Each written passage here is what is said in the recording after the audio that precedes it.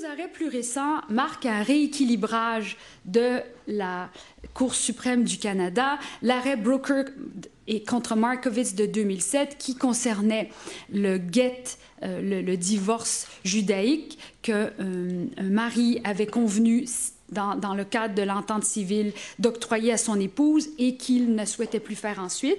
Et dans cet arrêt, on a fait un lien d'une part entre le dogme, la nécessité du guet en droit hébraïque, et c'est en se fondant sur les valeurs collectives, en particulier les valeurs du Québec, les valeurs publiques par l'article 9.1 de la Charte québécoise, et aussi en énonçant que les valeurs canadiennes fondamentales ne permettent pas tout le droit à la différence. Alors c'est déjà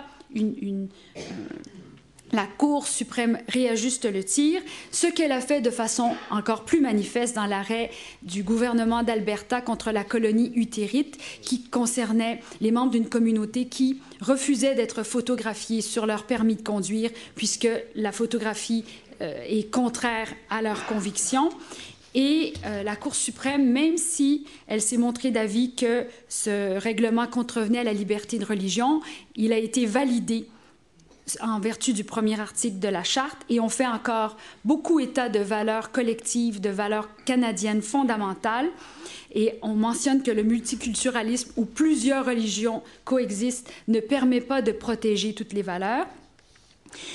Et la Cour suprême mentionne « Pouvoir conduire une automobile sur les voies publiques ne constitue pas un droit, mais un privilège. » Alors, voilà ce qu'affirme le plus haut tribunal du pays. Par corrélation, je pense qu'on peut mentionner que faire adhérer à la fonction publique, être un fonctionnaire d'État ne constitue pas un droit, mais un privilège et auquel on peut associer certaines obligations, comme l'obligation de neutralité, le devoir de réserve.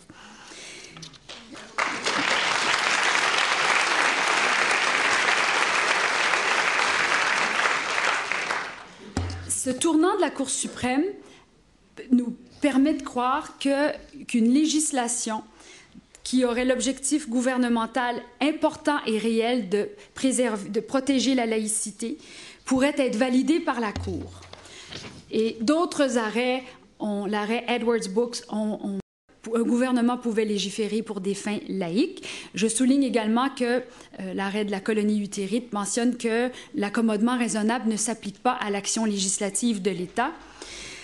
Alors, cette protection de la laïcité, de façon optimale, devrait figurer dans un texte constitutionnel. Pour l'instant, les parlementaires du Québec prêtent serment sur la Constitution du Québec, mais ce sont des textes disparates qui pourraient être réunis à cette occasion.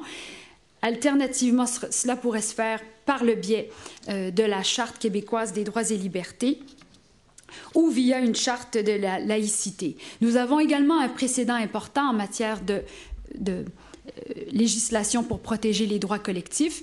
Et c'est le cas avec la Charte de la langue française qui, malgré la levée de bouclier qui a accompagné son adoption en 1976, fait maintenant l'objet d'un consensus social et définit le Québec. Or, bien qu'elle ait été effritée un peu par la Cour suprême du Canada, la Cour a quand même reconnu que la protection du français constituait effectivement un objectif important et légitime. Quant à la laïcité, dans l'immédiat, ne pas agir, c'est prendre position, car l'inaction législative entraînera l'érosion de cette valeur fondamentale, source de cohésion sociale, tout autant que l'érosion de l'espace public, lieu privilégié de l'intégration citoyenne. D'autres États démocratiques modernes, dont la France, la Belgique et la Suisse, ont légiféré à l'égard de la laïcité. La même chose en ce qui a trait à la langue. D'autres pays et plusieurs États américains ont légiféré pour protéger leur langue nationale. Quant aux valeurs, on entend aussi sur certaines tribunes mentionner que les valeurs du Québec sont des valeurs universelles abstraites. Or, quand on y regarde de plus près, le Québec a comme projet de société, à mon avis, le plus important, la solidarité citoyenne ou solidarité sociale, et cela s'exprime de façon détaillée dans plusieurs législations et mesures sociales. Prenons par exemple en droit du travail et de l'emploi. Le Québec a le plus haut taux de syndicalisation en Amérique du Nord et a des législations pour protéger la santé des travailleurs qui sont fort importantes. L'égalité homme-femme. Notre Code civil du Québec contient plusieurs dispositions, notamment l'article 393 qui dicte que chacun des époux conserve son nom en mariage, ce qui est un puissant symbole. Nos législations sur l'équité salariale, les garderies publiques subventionnées à 7 $ par jour, un taux de 80% de mères d'enfants de moins de 6 ans qui sont sur le marché du travail. La même chose en matière de protection de la jeunesse, protection de l'orientation sexuelle. Le Québec a été la première juridiction au monde à ajouter dans un texte quasi constitutionnel en 1976 la protection de l'orientation sexuelle. Dans notre charte québécoise et la première province canadienne à permettre l'union civile entre conjoints de même sexe.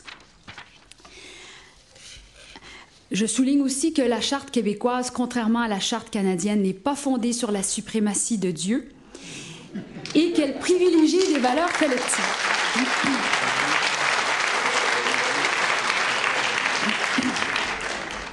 Le Québec a connu un parcours noble, enrichi de la présence de tout ce qui nous appartient d'affirmer et qui nous définissent et qui contribuent à faire de notre société un modèle sur la scène internationale. Si les enjeux du rapatriement de 1982 de Meech et de Charlottetown avaient parfois un côté abstrait, l'expérience d'accommodement souvent controversée apporte un côté très tangible à cette question. Et la volonté politique d'agir doit transcender la traditionnelle dichotomie fédéraliste-souverainiste. La laïcité pose la question de quel Québec nous voulons pour demain. À mon sens, le devenir d'une société ne peut se fonder sur l'exacerbation des différences, mais sur l'adhésion à un socle commun de valeurs citoyennes. La solidarité sociale qui définit le Québec, incluant la laïcité, m'apparaît un projet rassembleur. De tout temps, les défenseurs de la laïcité, source de liberté citoyenne et d'égalité entre les hommes et les femmes, ont dû se heurter à l'opinion dominante et, pour reprendre la formule évocatrice d'Albert Camus, résister à l'ère du temps. Voilà ce à quoi nous sommes conviés pour l'avenir du Québec. Il y a quelques jours se tenait à Beyrouth une grande manifestation réunissant des milliers de personnes pour réclamer la laïcité, le mariage civil et l'état de droit. Pride, titre le Courrier international. Et nous, au Québec, sommes-nous prêts à perdre ce que nous avons si chèrement acquis? Je vous remercie de votre attention.